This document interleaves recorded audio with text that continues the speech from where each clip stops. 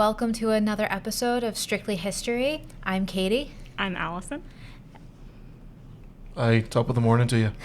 And we have a special guest today, Lewis, who will talk with us about the movie Belfast.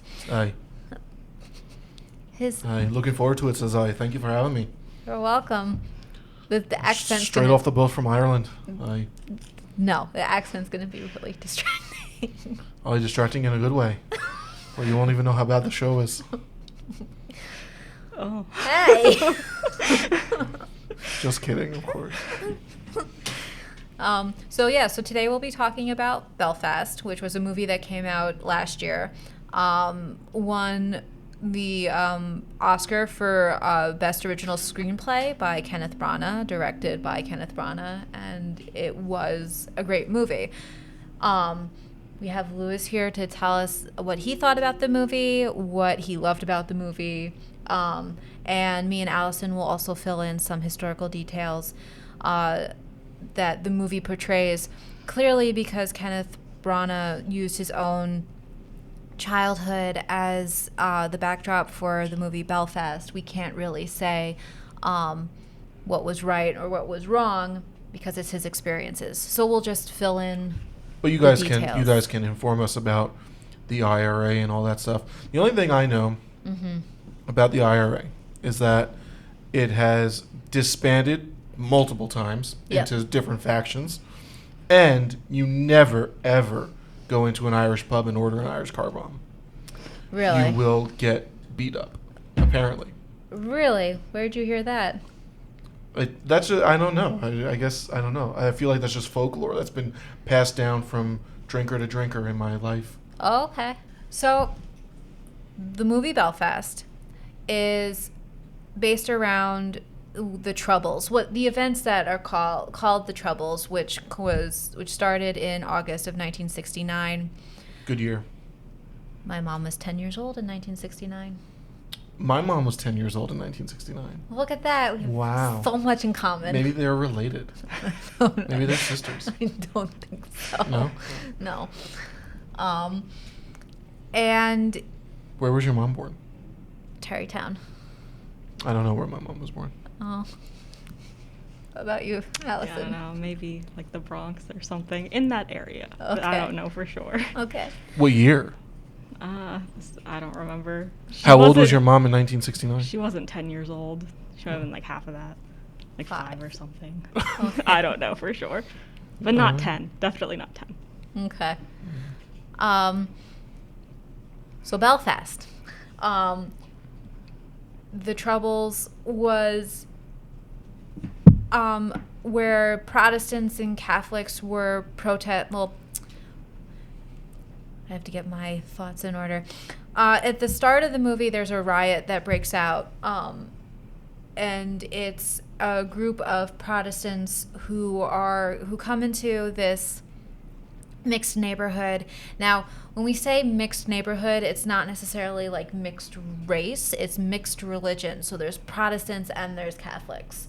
And religion in Ireland is a really big deal because Protestants from England and Scotland came to Ulster, where Belfast and Derry reside within Northern Ireland, and it's a big deal because Protestants, they're what we would call unionists or loyalists. They're loyal to England. They want to be part of the UK, and then we have the Catholic nationalists who want to be unified with Ireland. They want one country, one independent country, and let's face it, Ireland at that point had been under colonial rule from Great Britain for well over 800 years to that point. So Sure. It was. yeah. Yeah. And so where was I going with this? So this Protestant rioters come into this neighborhood and they start throwing Molotov cocktails into homes that are owned by Catholics.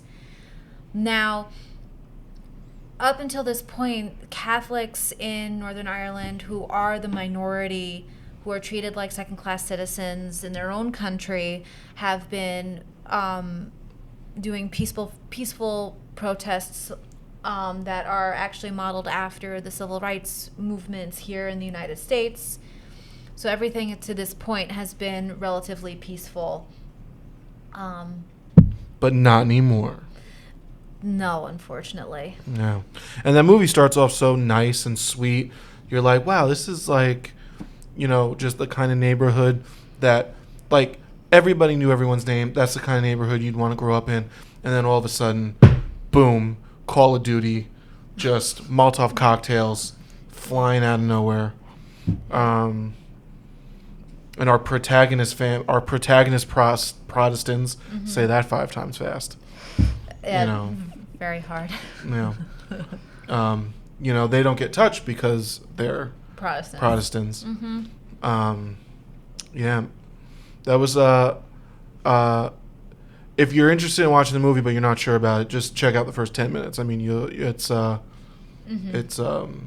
intense. An intense first 10 minutes. Yeah, very frightening. So I will say I don't quite. I guess I kind of understand the opening with the color footage of modern Belfast, but I forgot that they did does that. Yeah. feel a little like a tourism ad. It does a little bit, right? Yeah. Well, it's almost like they're saying, like, hey, people still live here. This is still a you place. should come check it out. Yeah. The way I took that was that, okay, here we have a new, more peaceful Belfast, a new, more peaceful Derry. There's no chaos, there's no violence anymore, and now we're moving back to 1969 where we go from color to black and white. Yeah. And we're being thrust essentially into what will ultimately be a 30-year conflict of revenge killing between Catholics and Protestants. Yeah, I mean, we're still dealing with issues from that conflict now. Yeah. Like, I was reading a lot about Brexit and what that meant with Northern Ireland and Ireland. And, I still don't know that I fully understand Brexit. like, what about Brexit? Just Like, what it is. Like, I know, like, people left, that is them leaving the UK, right? the EU. The EU. Yes. Yeah. Right. Yeah, See? 'cause See? yeah. Don't know anything. I don't really know that much about it either. I mean, if you Yeah. can, like, just... Enlighten us, Alice. That was Yeah. me opening the door for you to enlighten us. Okay. Yeah. So basically, in 2015, the UK voted whether or not they wanted to leave the EU. They voted to leave the EU, although one big issue at the time was that the other countries in the EU, like Wales, Northern Ireland, Scotland, they all voted to stay in the EU, but obviously since they're part of the UK, that didn't really matter. They were still leaving regardless. And then between like 2016 to I think 2019, there was a lot of negotiations going on about what that would look like, because there's a lot of, policies that were intertwined between the UK and the EU. Being a member of the EU, the EU has a lot of regulations. There would be free movement between EU countries. So there was a lot to talk about when it came to the UK leaving the EU, including what they would do about the border between Ireland and Northern Ireland. And thus brings us to Belfast. So what happened? What's up with that? What's going on with that? So the most recent thing I read was that at least... Is Brexit still a thing? I thought it is still a Yes. thing. For some reason, I thought like other people were like, oh, wait, we don't want this.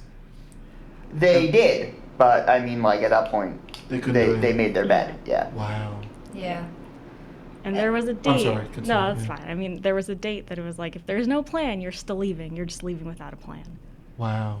I And remember at this that. point, they're gone. They left. I think it might have been 2019, but I'm not 100% sure. So the European Union is no longer a thing. no, it's still the a thing. European Yeah, it's Union just is the still a UK thing. is not It's part just of The it. UK. Yeah. Is not the UK just... And correct me if I'm wrong, Allison, but the whole idea of leaving the EU was for immigrant regulation. A lot of it was based on the movement of immigrants.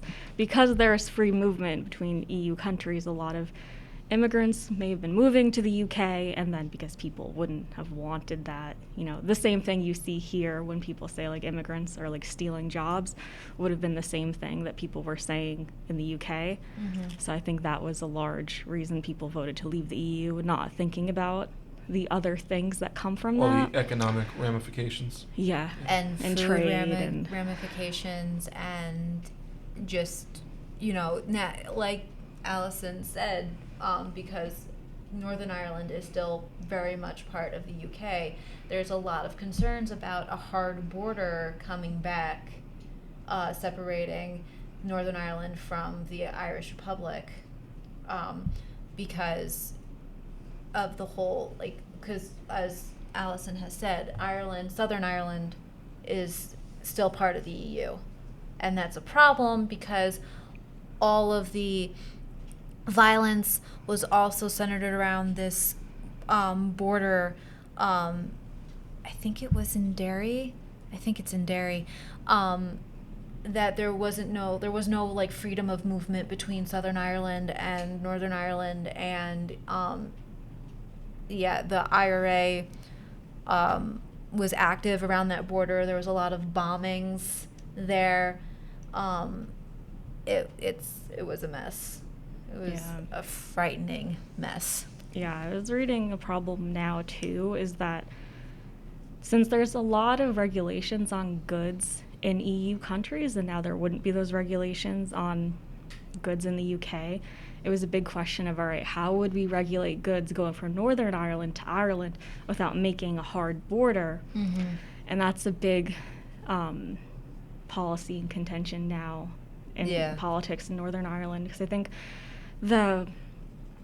what they're doing right now is that goods crossing from mainland UK to Northern Ireland go through checks and are regulated, even though it's still a country in the UK. But then, so those goods moving from Northern Ireland to Ireland are already regulated to EU standards. Yeah. But that's an issue because then there's parties in Northern Ireland that don't like this because it seems to be creating like a rift between Northern Ireland and the UK. Yeah. So that's a big issue right now. Yeah. And when they were voting, when the British Parliament was voting to leave the EU, there was a lot of concerns that the IRA would then resurface and start causing problems again because of the hard border issue. And really, and within like the timeline, the violence in Northern Ireland didn't actually end until 1998 with the Good Friday Agreement, and then like the IRA didn't disband until like 2006, 2007. Mm-hmm. So I mean, within the last 20 to 15 years, the IRA have been disbanded and haven't been using violence to negotiate what they want for Northern Ireland. They've been trying to use peaceful measures, but with everything that's been going on in the last 5 to 10, I won't even say 10 years, like 5 years or so, it's serious concerns about the violence restarting again in Northern Ireland. Bummer. Yeah. So I mean, like within terms of the movie Belfast, what I really liked was that we weren't. I've read critics say that it's an oversimplification of what actually was going on. Also, well, I heard somebody say that once too. Yeah. And the only thing I have to say about that is this is one street. Right. This is literally a block. Yeah. You know what I mean? Like, we're getting such a small microcosm of what was going on that, and you're getting it from really a child's perspective. Well, yeah, that's what I was going to say. It's you're seeing this from a child's perspective to try and then bring in politics to what was going on, because the politics of everything is so complicated and so I don't want to say confusing. Confusing isn't the right word. What would you like? Well, I think just in general, It's just complex. yeah, and he wouldn't have, the child, he wouldn't have understood that, He just Buddy. wanted to kiss a girl. Yeah, he wanted to win. And he wanted to fit in, and he wanted to play football, and you know, that's the kind of stuff he wanted. Yeah, well, what I loved the relationship between Buddy and his grandfather. Yeah. Agreed. Easily the best relationship in the movie. Yeah, and I loved how every time his grandfather asked Buddy what he wanted after hearing that his father wanted to take him and his family to England to like live so that they could leave essentially the violence that was going on, and you know, Buddy would say, I want to, you know, sit next to Catherine in class. I want to become like the greatest football player in the world. It was like, it's so innocent to what was essentially going to explode in Northern Ireland. It's the contrast of it was very, very, I would say, spot on. I think that's always something important to recognize in things like this, like the conflict. It's like, these are real people, you know, living their lives, and there was kids around and who weren't always concerned, you know, because nobody's always concerned about the politics of what's going on where they're living, you know. They're living lives that are complex too. So Right. Yeah. And I don't know if you would like would agree with me, but I think one of the more frightening parts of the movie was when the Protestant group had then broken into a supermarket, and Buddy and his cousin went with the mob essentially, and they started stealing from the supermarket. And when Buddy came home with a box of washing soap, and his mother like brought them both back. Who's fantastic, by the way.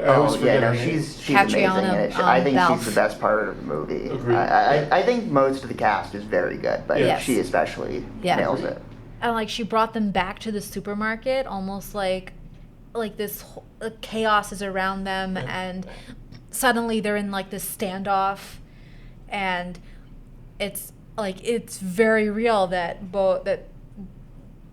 Jamie Dorrian's character, the father character, could easily lose his wife and his youngest son in that instant. And I thought that was very well acted, very well depicted, and completely and utterly terrifying. Yeah. Something I hadn't really thought about too much before, especially, was the pressure to pick a side. Oh, yeah. And if you didn't want to pick a side, you know, the ramifications of that and the violence that you could face because of that pressure. Yeah, because it should be stated that Buddy's family is Protestant, but they didn't take a side. They were trying to be neutral. I think like their entire family was being neutral, and because they hadn't gone with the rest of their neighbors in like, you know, wanting to drive out the Catholics in their neighborhood, they were automatically seen as Catholic sympathizers, essentially. Yeah. And they were given a choice. Yeah. And it wasn't a choice they wanted to make, which is why they ultimately had to leave Belfast. Yeah. Also because there was no work. Yeah. I think that also compounded things as well in Northern Ireland. Again, like the politics is really complicated in that time over there, but I liked how we heard like snippets of like news and like how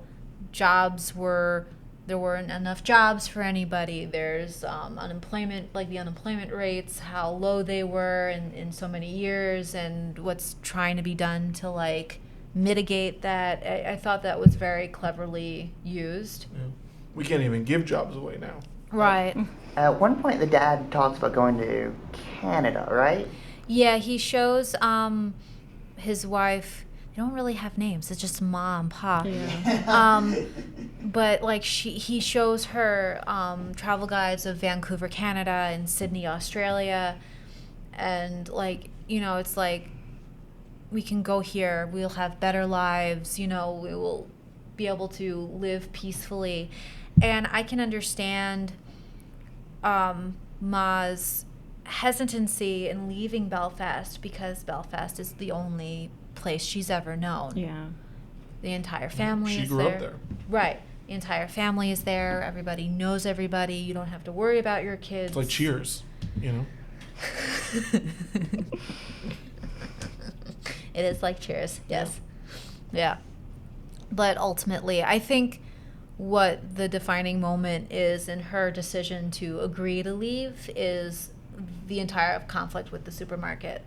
Oh, yeah, that was Yeah. the climax of the movie, really. Spoiler alert if you haven't seen the movie. If you haven't seen it at this point, like, what are you doing? Yeah. Like, why are you watching this episode if you haven't seen Belfast already? Yeah. But, yeah, I mean, you know, and I think, again, you know, it's a microcosm of everything. You're focusing on one family, but a lot of families chose to leave. Yeah. Because they had to. Mm-hmm. They had to get away from the violence. They had to put food on the table. Yeah. And I really think it, seeing like the paratroopers there, which was a contingent of the British Army in Northern Ireland that was sent over there to like quell the rioters, but they were also involved with a peaceful protest. The entire event is called Bloody Sunday. U2, the band, the Northern Ireland band, did a really good song on it. Can't stand U2. That's a shame. Is there a reason? I don't know. I just. So mad about when they forced that album on you. Maybe that's what it is.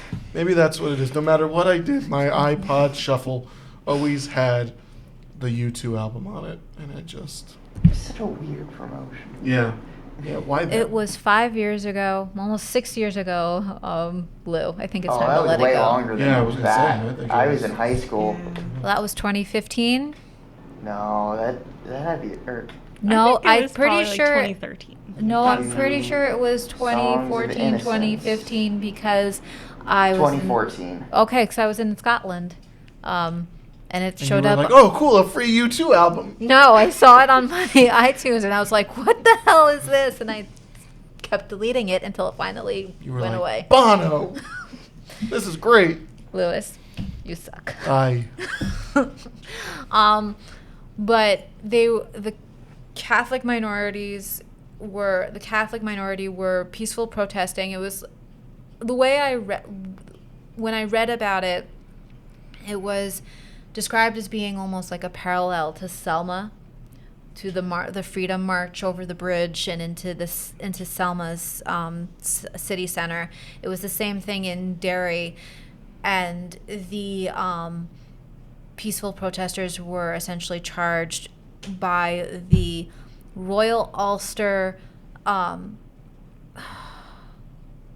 It's the police force in Belfast and Derry, and their initials are the URC, but I can't remember what the C stands for. Yeah, I can't. Yeah. And the entire crowd was attacked with like nightsticks and tear gas, and then the army like started shooting like rubber bullets because the crowd wouldn't disperse, and then somehow the army then went from rubber bullets to live bullets, and I don't remember the numbers exactly, but a lot of people ended up dying that day and a lot more were injured. And that's really like, I would say, the catalyst for what the IRA started doing. Yeah. And what I think is really interesting, like the group we know as the IRA was really like a splinter group off of the much larger Irish Republican Right. Army. It was called the Provisional IRA, and they used a much more aggressive. They were terrorists essentially in their own country. Yeah. Yeah, I think things like that, like Bloody Sunday, proved in the mind of a lot of Catholics that the British soldiers were biased towards the yeah. Protestant side. Yeah. And I guess it would be a logical jump to make Right. Protestant soldiers would be on the side of the Protestants. Yeah. In Northern Ireland. Yeah, and I mean, I think that was just that whole event. I mean, because we already knew that the URC police force was already predominantly Protestant and predominantly biased against the Catholic minority in Northern Ireland. So it wasn't a huge leap for the Catholics in Northern Ireland to then assume that the British paratroopers that were there were then also biased against them. Yeah. Yeah. I didn't know any of that. So you're getting an education, Louis. Yeah, strictly history is really informative. I'm glad Thank you you say guys. so. You're welcome. Yeah. You're welcome. I liked the movie Bloody Sunday. I can't remember what year it came out. Yeah. But that was all about Our that. resident movie buff. Daniel Day-Lewis is in that one, right? That's In the Name of the Father, but it's based. I thought he was also in a movie called Bloody Sunday. I don't know. I think what was it like?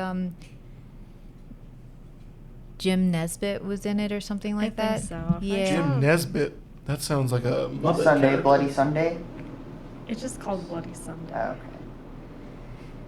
Oh, the green grass one. Yep. Yeah. 2002. Yeah. That's a good movie if you wanted to know more about that event itself.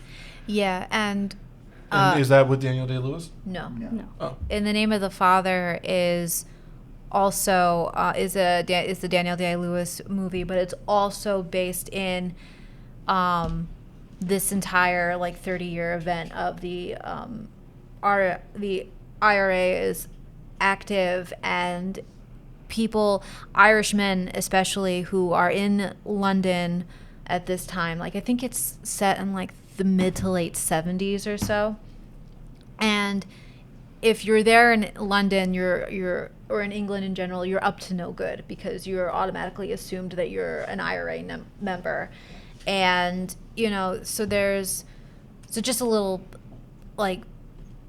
summary. In the Name of the Father, Daniel Day-Lewis's character, there's a bombing at in an English pub, which happened all the time at this point. It was on the news all the time. Nearly all the patrons were killed in the bombing, and because they had been a small group of Irishmen and women had been living in London at the time. I think it was in London. I don't think it was in London. It was in England.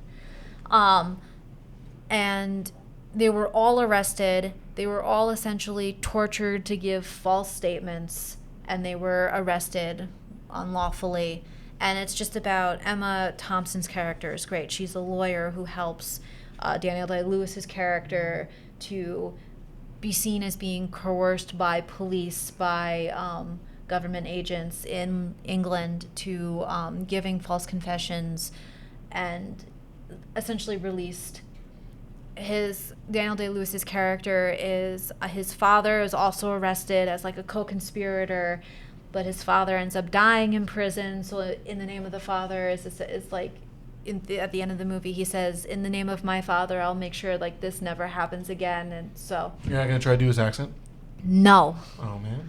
I am not. So, my confusion came from, there's a film called Sunday, Bloody Sunday from 1971 where Daniel Day-Lewis? he plays a small role as youth vandalizing car. But I've seen it on his IMDb page, and this is not about the events of Bloody Sunday. This Interesting. It seems to be a kitchen sink drama. So. Oh, interesting. That is interesting. Wow. So it's Bloody Sunday and In the Name of the Father, I would say, are good movies to watch as well if you want to get more into the nitty-gritty of what was going on in Northern Ireland and the relations between Irish and English people in the 70s, where the violence was really high. I think it's a good reference point to start with. I think anything with Daniel Day-Lewis is probably a good choice to watch. Yes. I think I've watched There Will Be Blood probably more times than most other movies. What a film. Yeah. It's just unreal. The Last of the Mohegans. I never seen The Last of the Mohegans. What? Yeah. I want to see one he did that was like his big break called My Beautiful Laundrette. I haven't seen that yet. It's supposed to be really good. My Left Foot's also supposed to be really good as well. How's your right foot, though? Har. Yeah, what I loved about Belfast as a movie is that you get everything from Buddy's perspective. Agreed. Yeah. And I think that Kenny did a really good job at framing things so that you understood that you were getting from a child's perspective. Like there were a lot of shots where you're looking at Buddy, and the parents are talking in the background, or there's other stuff going on in the background, and serious stuff is going on, or he's walking to school and has to walk through barricades and stuff like that. Yeah, and that's not for dramatization. Homemade barricades in neighborhoods were actually built to prevent rioters from coming into the neighborhood. I believe it. Yeah. And earlier you brought up, when his grandfather's asking what he wants and stuff like that.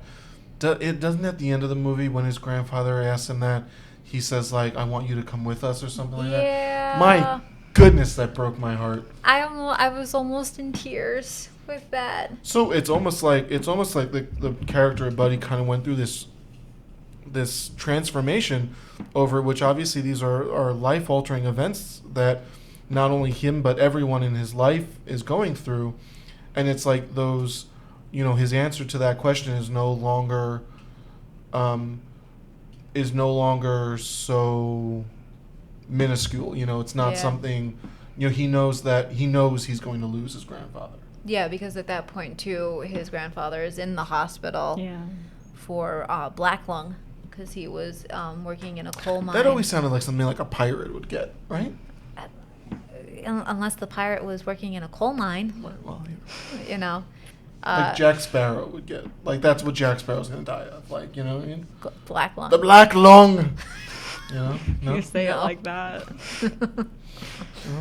Never seen Muppet Treasure Island, The Black Spot? I love Muppet Treasure Island. Great movie. It is a great movie. But we digress. Yes. It's just heartbreaking. It really is. It really is. And I can't say enough good things about the mother again. I mean, I know we already talked about her a little bit.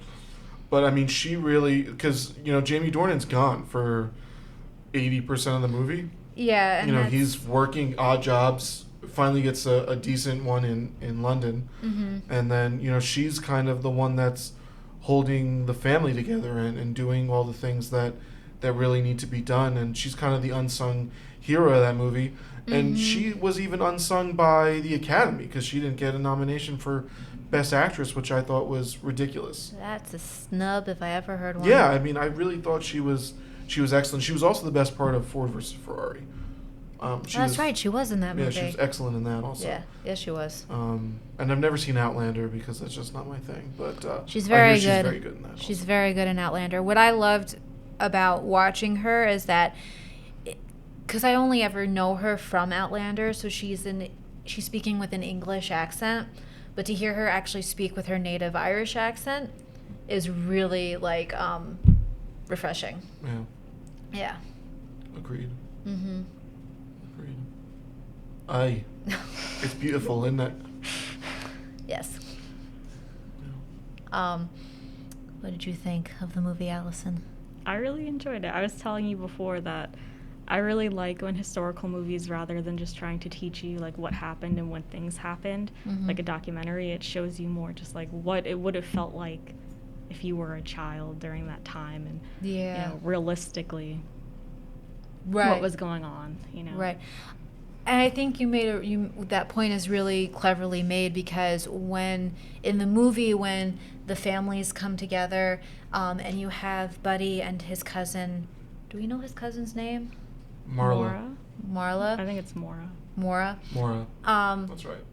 They're sitting in their back garden, in the back of the house, and she's telling Buddy how you can tell who is a Catholic and who's a Protestant, and he goes, how can you tell? And she's like, the name.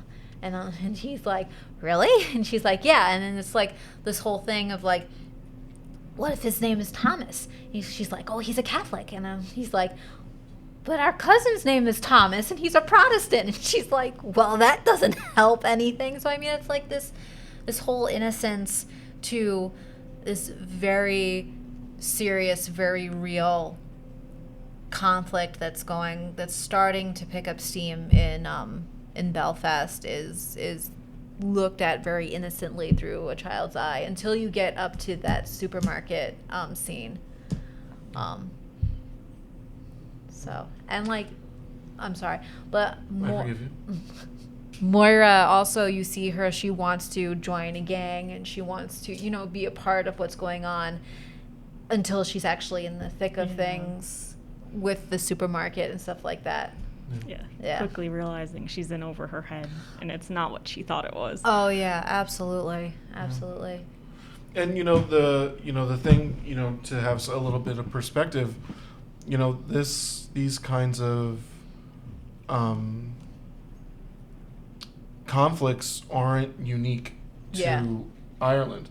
I mean, religion is there anything more divisive than religion? I mean, it's just, aside from politics, I don't really think so. But politics breeds from religion.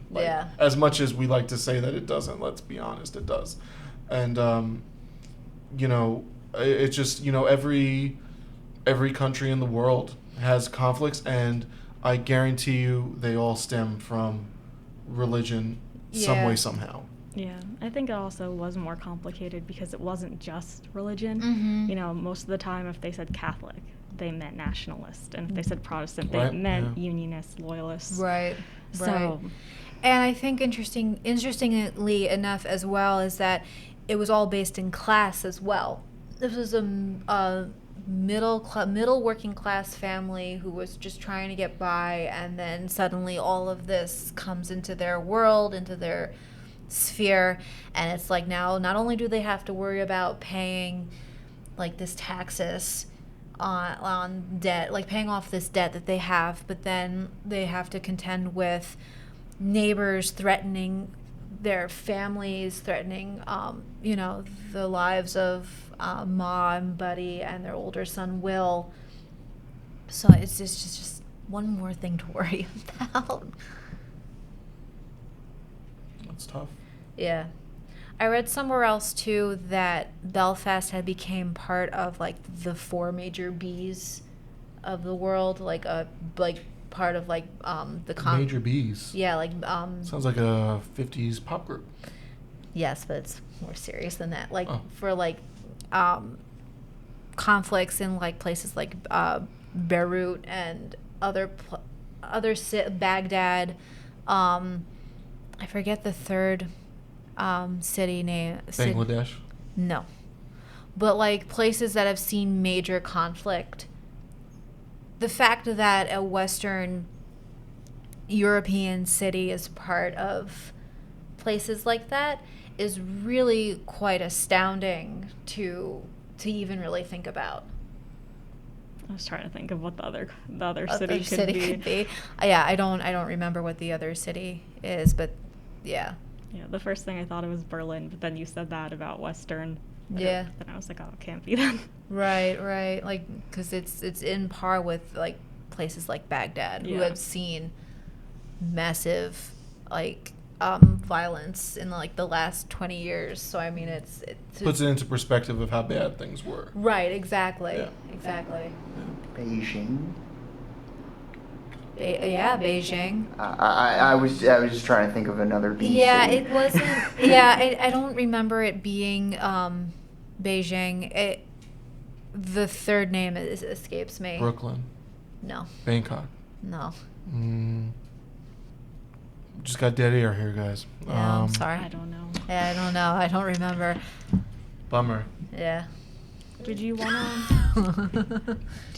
talk about the election that happened recently in Northern Ireland? Yeah, let's talk about some current events. Yeah. Allison, you seem to be our current event person. Yes. Yeah. So I did look into it a bit. Okay. What have you discovered? So basically last month, May 2022, for the first time, and I don't know if it's ever happened or if it's just been a very long time. Yeah. The Nationalist Party, I don't know how to say it. It's like Sinn Féin. Sinn Féin.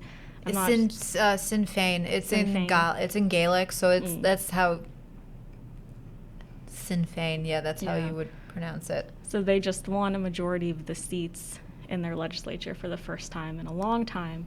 What does that mean? So they have 27 seats now out of 90, and then the Democratic Unionist Party, which would be the Unionist Party, they now have 24 seats, whereas they usually had more. 27 plus 24 is not 90. Well, that's just two parties. There's other parties. Oh. A lot of parliaments have way more parties in them than we can imagine. Oh, yeah. Interesting. Yeah.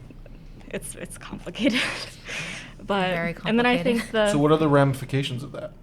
So because of the Good Friday Agreement, the majority Nationalist Party and the majority Unionist Party, they always have to share the government no matter who really is in charge. Yeah. And the majority party would obviously have like the prime minister, they call it the first minister, and then the deputy first minister would be the second party. But now, since for the first time the Unionist Party would have the role of the deputy first minister, I was reading an article that they're not going to really form a government with the Nationalist Party until their concerns over the trade agreement with the EU is heard. Right. So they're, I guess, at a stalemate now in forming the new government. Interesting. Jeez. Yeah. The world is in a really, really scary place. Yeah. And this is why we're saying, like, you know, if nothing is really, because of Brexit, because the UK decided just arbitrarily, we're going to leave the EU because of such and such a reason, without really taking into consideration how it was going to affect Northern Ireland. And it's why there's such a very large concern that violence could start up again in Northern Ireland. Yeah. So I guess it's just a matter of seeing how long they can go without forming their new government. Right. Right. And I know that the Irish Republic has its own parliament, but Northern Ireland is part of the British Parliament, correct? Yeah. And they have representation within Parliament. It's all, I tried reading about it, it's all very confusing. Yeah. It went right over my head. I mean, basically, they, in the Northern Irish government, you know, they can do a lot of their own governing, but not on stuff like international relations. Okay. So that would be stuff they would have to deal with in Right. the UK Parliament. Right, Or in the okay. British Parliament. Right. And I mean, with England leaving, with the UK leaving Brexit, I heard like stirrings or rumors that now Scotland may push their referendum to be independent forward, like a lot closer than when they were going to vote for referendum. I heard that Wales was going to vote for independence. So I mean, like who's to say that Ireland may? I'm probably wishful thinking at this point. Well, they did say, now the new Nationalist Majority Party, they said that within the next 5 years, it could come to a vote whether or not to unify. Really? Yes. That would be incredible. Yeah. I'm interested to see how it all goes. Yeah. Yeah. And who knows, maybe it won't happen. But they said it could. Right. So. Right. The possibility that Ireland could be united as one country again after so many years of not being unified is a pretty incredible thing to think about.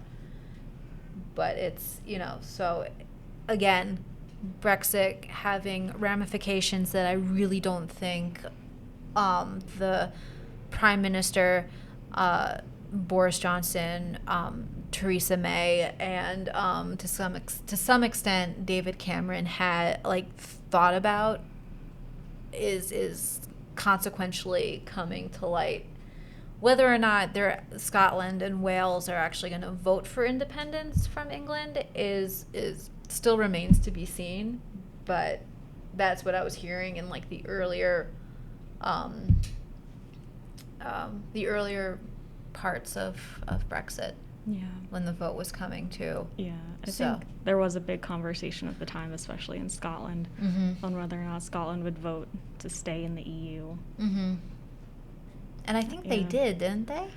Well, the poll showed that Scottish people voted Yeah. that they wanted to stay in the EU.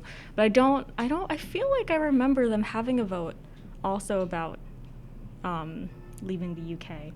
They But I did. don't remember if anything came of that. No, they did, because I was there for that. And nothing came of it? It was a 50-50 split. Oh, okay. Even. It was sad. It was really sad. But yeah, no, it did happen. Yeah. And it. So I mean, this could just be the straw that breaks the camel's back if they decide to vote on a referendum again, and it could very well make them independent from England. Yeah, you just have to hope there's no outbreaks of violence and Right. that it can run smoothly and peacefully. Just everyone get along. Yeah. Just love each other. You know what I mean? Yeah. There's no need for violence. No need for violence. Any final thoughts? It depends, actually. Sometimes there's need for violence, but Is there, though? there is sometimes. Sometimes you need a little violence to make your point, I think. Okay. Yeah. Interesting. All right. Thank you guys so much for You're having welcome. me. Thank you I for feel like I joining learned a us. lot. Mhm. A lot that I didn't know. I didn't know a lot about Brexit because it confused me. Now I feel like I slightly understand it. Okay, I hope it made sense. I feel like I learned about Katie and liking you too. Why did I say anything? And yeah, and I'm looking forward to learning what that fourth B is.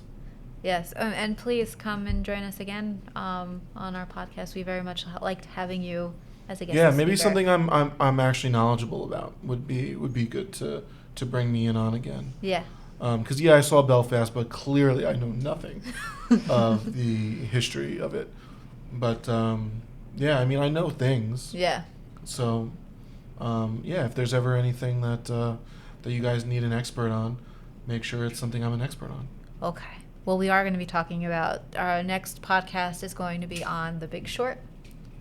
Oh, good movie. Yeah.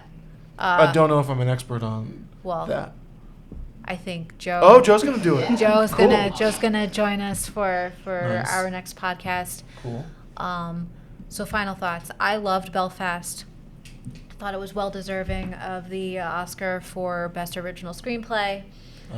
I loved the character of Buddy. I loved viewing what was going on through the innocence of a child of like probably 10, 11 years old. I would think he would be that young. Yeah. Makes sense. Yeah. Just all around great acting, great everything. Highly recommend. Yeah, I enjoyed it. Yeah. I would also recommend it. Excellent. So that's it for today, guys. Please, if you liked this video, please like and subscribe to the channel, and we'll see you next time. Thank you. Bye.